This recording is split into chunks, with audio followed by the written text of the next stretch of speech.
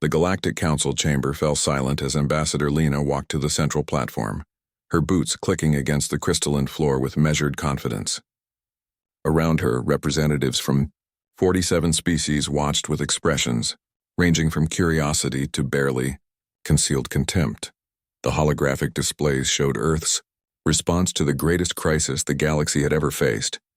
Humanity was sending one ship, one single ship. The Vraxian delegates' chitinous plates rattled with laughter. One vessel? The swarm approaches with 10,000 bioships, and the humans mock us with this gesture? Lena's jaw tightened, but her voice remained steady. The ESS Prometheus will arrive at the designated coordinates in 72 hours. We ask only that you clear a path through your defensive perimeter. A path to their doom, muttered the Keltharn representative, his three eyes blinking in sequence. Humanity has been part of this council for barely 2 decades, and already they display the arrogance that doomed the architects. But Lena had expected this. Humans were the newcomers, the primitive species that had only recently discovered faster-than-light travel. They had no ancient lineages, no vast armadas, no psionic powers. What they had was something the galaxy had forgotten the value of: desperation refined into purpose. The Prometheus will be enough, she said simply, and walked out of the chamber amid a chorus of dismissive clicks, chirps, and what might have been laughter. 72 hours later, the swarm arrived at the outer rim, just as the prophecy machines had predicted. The sky itself seemed to writhe with organic vessels, each one a nightmare of chitin and bioluminescent fury. They had consumed 14 civilizations already, growing stronger with each conquest. The combined fleet of the Galactic Council, 3,000 warships representing the might of dozens of species, formed a defensive line that looked suddenly, terribly inadequate. And then, precisely on time, the Prometheus arrived. Oliver stood on the bridge of humanity's answer to extinction, watching the tactical display with calm eyes. He had been 11 years old when the swarm consumed the Yalthine homeworlds. He had watched the broadcasts, seen entire planets stripped to bedrock in days. That was when he had made his choice, abandoning a promising career in xenobiology to join the newly formed Prometheus project.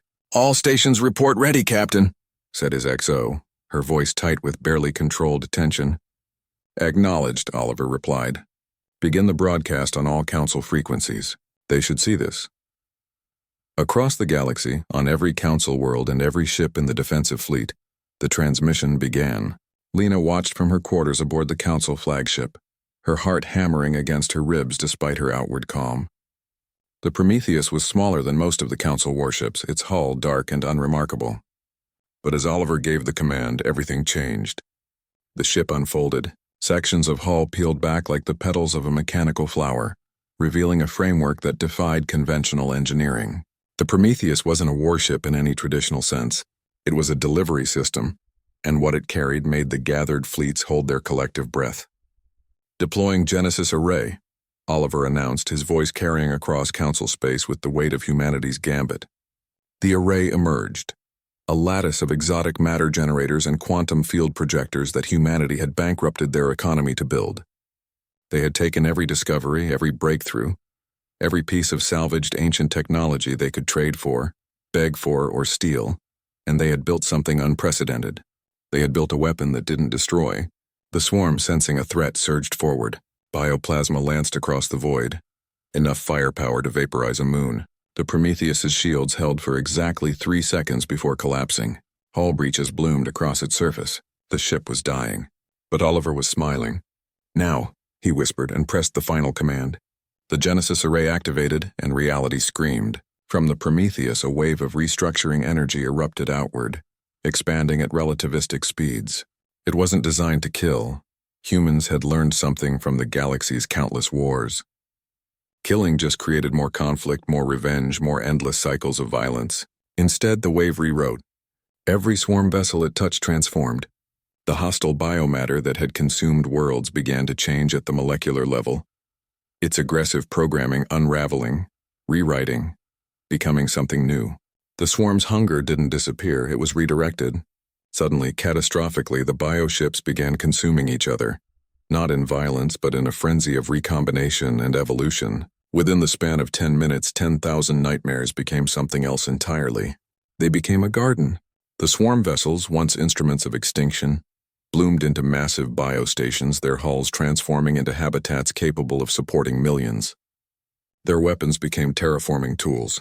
Their armor became living shields that could protect worlds instead of consuming them. The transformation cascaded through the entire swarm consciousness, a rewrite so fundamental that the entity that had been the swarm's hive mind simply stopped being what it was and became something that wanted to create rather than destroy. On the Council flagship, species that had spent millennia perfecting the art of war stood in stunned silence. The defensive fleet held position, weapons armed but suddenly painfully irrelevant. Lena watched the displays as the data poured in, as xenobiologists across the fleet confirmed the impossible.